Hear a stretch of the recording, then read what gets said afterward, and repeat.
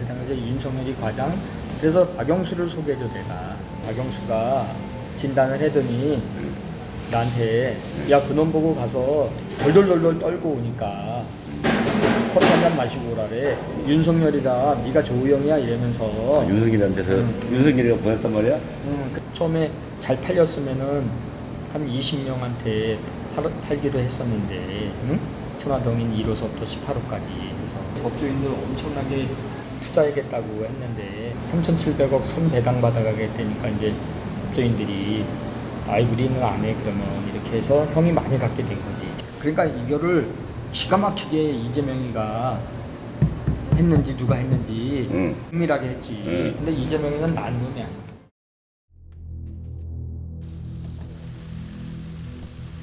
대장동 사건 핵심 인물인 김만배 씨가 한 지인과 나눈 대화의 음성 파일을 뉴스타파가 입수했습니다. 대화 당사자는 현직 기자 시절 김 씨와 동료 사이였던 신학림 전 언론노조 위원장. 대화를 나눈 시점은 지난해 9월 15일입니다. 김만배 씨하고는 아주 오래전부터 잘 아는 사이입니다. 서로 신뢰하는 사이고 그렇습니다. 김만배 씨도 저를 좋아하고 그래서 대장동 사건이 언론에 처음 보도되기 시작하자마자 보니까 야, 이 김만배 씨가 내가 아는 그 김만배가 맞을지 모르겠다 생각이 돼서 판교에 있는 커피숍에서 만났습니다. 만났더니 이제 대장동 사건에 대해서 먼저 자세하게 얘기를 했습니다. 두 사람이 만났을 때는 검찰이 대장동 사건 수사를 시작하기 직전이었습니다. 박영수 전 특검, 부산저축은행 등은 물론 김만배라는 실명도 공개되기 전이었습니다. 대장동 사건에 대해서 자세한 설명을 듣고 언론 보도를 보니까 상당히 다른 내용들이 많았습니다. 이 실체를 더 좀 정확하게 파악해야 되겠다고 싶어서 김만배 씨한테 추가적으로 확인하고 물어보려고 했는데 구속이 되는 바람에 접촉할 수 있는 방법이 없었습니다. 그래서 이 대장동 사건에 관한 실체적 진실에 다가가는데 조금이라도 도움이 될까 해서 제가 대화록을 공개하기로 마음먹었습니다. 김만배 씨는 대장동 사업 진행 내용을 일일이 노트에 써가며 설명했다고 합니다. 당시 작성한 노트에는 부산저축은행과 박영수 변호사,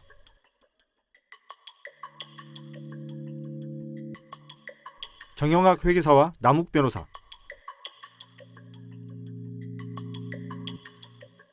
화천대유와 천화동인 등 대장동 사업 관계자와 기업 이름이 빼곡히 적혀 있습니다. 김만배 음성 파일에는 대장동 사건 관련 두 가지 쟁점, 즉 2011년 대장동 개발 사업에 1,000억 원이 넘는 대출을 해줬던 부산저축은행을 수사할 당시 주인 검사였던 윤석열 후보가 김만배 등의 부탁을 받고 봐주기 수사를 했는지, 그리고 화천대유 대주주 김만배 등이 막대한 개발 이익을 챙길 수 있도록 이재명 성남시가 도와줬는지에 대한 증언이 담겨 있습니다. 먼저 윤석열 후보의 대장동 관련 봐주기 수사 의혹. 이 의혹의 중심에는 2011년 대검 중수부가 대장동 개발 사업에 1,000억 원 이상을 대출해준 부산저축은행을 수사할 당시 대장동 대출 브로커로 수사망에 올랐던 조우영이라는 인물이 있습니다. 조우영의 부탁을 받은 김만배와 박영수 변호사가 평소 친분이 있던 윤석열 당시 부산저축은행 주인검사에게 부탁해 사건을 무마했다는 의혹입니다. 먼저 김만배 씨는 자신이 조우영을 박영수 변호사에게 소개해줬다고 말합니다. 근데 내가 이제 다른 기자를 통해서 찾아와. 조우영이가 나를. 조우영이 찾아온다고? 왜냐면 형님 제가 이렇게 수사받고 있는데 다른 기자분들이 해결했는데 못 해주는데 형님 좀 해결해 주세요. 그래서 그래?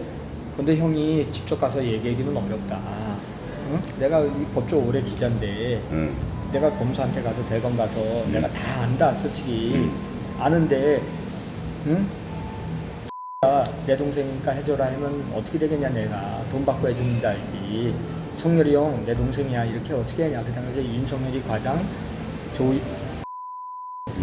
남편이 주인검사야. 그래서 박영수를 소개해줘 내가. 조우영한테? 박영수 변호사를. 그래도 나름대로 이제 그물을 소개해줬네. 예. 왜냐면 나는 형 그 혈관을 다 아니까 무슨 말인지 알지? 그 통할 만한 사람. 통할 만한 소개해줬지. 그리고 그 이후 일은 이렇게 진행됐다고 말합니다. 그래서 박영수 변호사를 소개해줬더니 박영수가 진단을 해더니 나한테 야 그놈 보고 가서 덜덜덜덜 떨고 오니까 커피 한 잔 마시고 오라래. 검찰 들어가서 대검에서 부르면 가서 커피 한 잔 마시고 오라래. 그래서 내가 나도 모르고 그냥 야 형님이 그랬는데 커피 한 잔 마시고 오란다. 그러니까 진짜로 갔더니 커피 한 잔 주면서 너 얘기 다 들었어. 그렇지 가 인마 이러면서 보내더래. 김만배 씨는 윤석열 당시 부산저축은행 부실대출 사건 주임검사가 이 사건에 어떻게 관여했는지도 언급합니다. 그 누가 아까 그 검사가 아니, 누가 윤석열이다 네가 조우영이야 이러면서 윤석열한테서 윤석열이가 보냈단 말이야? 그럼 그 커피 뭐 하면서 뭐 몇 가지를 했더니 보내주더래. 그래서 사건이 없어졌어. 근데 그럼 아니 잠깐만 조영이 그러니까 박영수가 이거 기사 나가면 나도 아니 그러니까 박영수가 그러면 윤석열하고 통했던 거야? 윤석열이를 데리고 있던 애지. 아니 데리고 있었기 때문에 통했지. 그냥 봐줬지. 그래서 부산저축은행 회장만 꼬링시키고 부회장 김양 부회장도 꼬링시키고 이랬지. 지난해 9월 녹음된 김만배의 이 말은 조우영을 전혀 모르고 봐주기 수사를 한 사실이 없다던 윤석열 후보의 주장과는 배치되는 증언입니다. 조은영한테 커피는 왜 사주셨어요? 그럼 왜 타주셨어요? 저는 그 사람 본 적이 없습니다.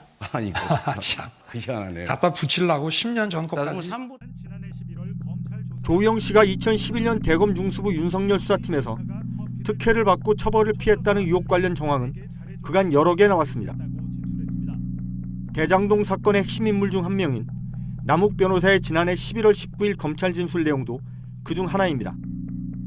진술 조서에서 남욱 변호사는 제 기억으로는 일주일 안쪽으로 2회 조사가 있었는데 저 김만배, 조우영이 2회 조사 출석 전에 대법원 주차장에서 만났고 그때 김만배가 조우영에게 오늘은 올라가면 커피 한 잔 마시고 오면 된다.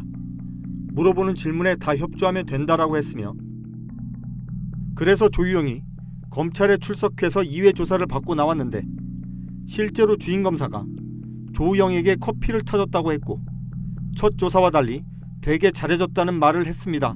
라고 진술한 것으로 기록돼 있습니다. 이 진술이 나오기 2개월 전 녹음된 김만배의 음성 파일 내용과 일치하는 대목입니다.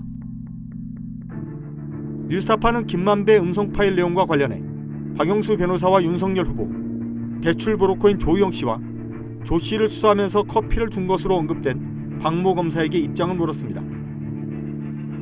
조우영 씨와 박모 검사는 연락이 닿지 않았습니다.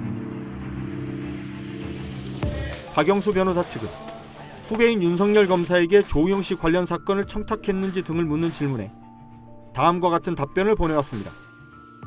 조우영 사건을 수임한 것은 기억나지만 너무 오래된 일이라서 누구의 소개로 수임한 것인지 검찰 관계자에게 부탁을 했는지 김만배에게 질문과 같은 취지의 말을 했는지 여부는 기억나지 않는다. 참고로 당시 박 변호사는 소속 법무법인의 실무 변호사에게 맡겨서 업무를 수행했기 때문에 구체적인 사정에 대해 기억하지 못하는 것이라는 내용이었습니다. 박영수 변호사의 부탁을 받고 대장동 대출 브로커 조우영 씨를 무혐의 처분했는지 등을 묻는 질문에 윤석열 캠프 측은 아무런 답변도 해오지 않았습니다. 다음은 이재명 후보가 시장으로 있을 때 성남시가 화천대유 대주주 등에 특혜를 줬는지 여부. 김만배는 애초 자산관리 회사인 화천대유 밑에 천화동인이라는 이름의 회사를 18개 만든 뒤 이를 자신과 가까운 법조인들에게 나눠주려 계획했는데 성남시가 대장동에서 발생하는 수익 중 3,700억 원을 먼저 배당받아 가기로 사업을 설계하면서 계획이 실패했다고 말했습니다. 처음에 잘 팔렸으면은 한 20명한테 팔기로 했었는데 천화동인 1호서부터 18호까지 해서 근데 안 팔렸지. 하나도 안 팔렸어. 그게 왜냐면 하나도 너무 공모 조건을 성남이 유리하게 자기네한테 유리하게 해서 법조인들 엄청나게 이거 이제 투자하겠다고 했는데 3,700억 손배당 받아가겠다니까 이제 법조인들이 아이 우리는 안 해 그러면 이렇게 해서 형이 많이 갖게 된 거지. 천화동이 다 파는 거였었는데 그걸. 김만배 씨는 대장동 사업을 추진한 성남 도시개발 운영비 250억 원을 화천대유가 낸 것에 대해서도 불만을 표시했습니다. 그리고 공사에 도시공사에 한 몇 년 동안 250억 원을 줘서 운영하게 그 뭐냐면 직원들이 또 좋네. 운영비로 직원들 그거는 배당 3,700억 말고 준 거야? 그렇지 상관없는 거지. 자산운용사가. 근데 그 줘야 될 의무가 있는 거야? 아니 법적으로? 법으로 걔네들이 그렇게 만들었어. 그 운영 도시개발공사 돈이 없으니까. 그렇지 그거에 관여했는 애들. 그러니까 이거를 기가 막히게 이재명이가 했는지 누가 했는지 아주 정밀하게 해놨네. 정밀하게 했지. 그러니까 손해는 전혀 안 나고 앉아서 코뿔게 딱 해놓은 거네. 해놓은 거지. 근데 이재명이는 난 놈이 아니야. 김만배 씨는 당시 이재명 시장이 공원이나 터널 조성 비용 등을 화천대유에 추가 부담하도록 하자 욕을 많이 했다고도 말합니다. 그러니까 이제 또 땅값 올라가니까 이재명 시장이 터널도 뚫어라, 배수지도 해라, 뭐 저리도 계속 이게 이제 이 부대 조건이 자꾸 붙는구나. 그래서 내가 욕을 많이 했지. 응? 같은 새끼, 공산당 같은 새끼 했더니 성남 시의원들이 찾아와서 그만 좀 하시. 화천대유 대주주 김만배 씨의 이 같은 증언은 이재명 성남시가 화천대유 등에 특혜를 줬다는 의혹과는 달리 민간 사업자 입장에서 불이익을 당해 불만이 매우 컸다는 것을 보여줍니다. 뉴스타파 한상진입니다.